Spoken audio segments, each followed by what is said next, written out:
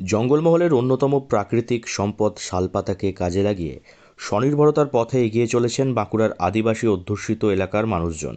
2026 সালের গঙ্গাসাগর মেলায় শালপাতার থালা ও বাটি সরবরাহের জন্য বরাত পেয়েছে বাঁকুড়া জেলার রায়পুর ব্লকের DRMS ল্যাম্পস এবং সারেঙ্গা ব্লকের CNGS ল্যাম্পস। রাজ্যের পরিবেশ দফতরের নির্দেশে এই দুটি ল্যাম্পসকে পরিবেশ বান্ধব সামগ্রী সরবরাহের দায়িত্ব দেওয়া হয়েছে।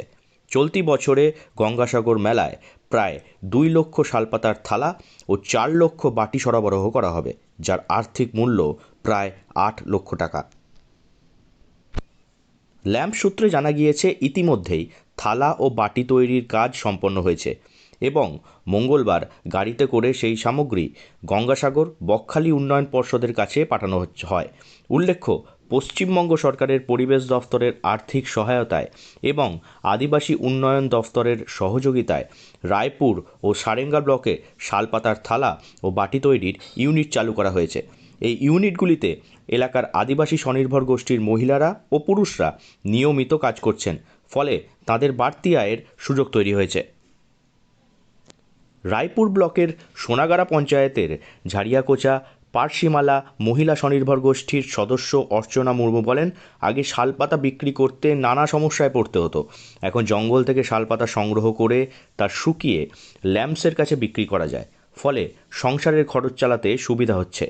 একই অভিজ্ঞতার কথা জানিয়েছেন সারেঙ্গা ব্লকের ঝাড়না মহিলা স্বনির্ভর গোষ্ঠীর জবা মান্ডি এবং রায়পুর ব্লকের রাওতোরা শিশির জালি গোষ্ঠীর সদস্য কাপুরমণি মুর্মু।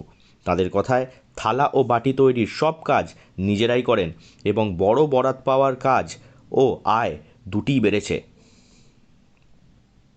DRMS ল্যাম্পসের ম্যানেজার চন্দন চৌধুরী জানান, বর্তমানে রায়পুর ব্লকের প্রায় 150টি আদিবাসী পরিবার এই প্রকল্পের মাধ্যমে উপকৃত হচ্ছেন। অন্যদিকে CNGS ল্যাম্পসের ম্যানেজার দুর্গাপ্রসাদ মান্ডি বলেন, সারেঙ্গা ব্লকের প্রায় 20টি স্বনির্ভর গোষ্ঠীর অন্তর্ভুক্ত প্রায় 80টি পরিবার এই উদ্যোগের সঙ্গে যুক্ত। গঙ্গাসাগর মেলার মতো বড় সরকারি বরাত ভবিষ্যতেও মিললে জঙ্গলমহলে কর্মসংস্থান বাড়বে এবং আদিবাসী মানুষজন নিজেদের এলাকাতেই কাজ করে স্বনির্ভর হয়ে উঠতে পারবেন বলে আশাবাদী সংশ্লিষ্টরা। বাঁকুড়া থেকে নীলাঞ্জন ব্যানার্জির রিপোর্ট, লোকাল 18 বাংলা।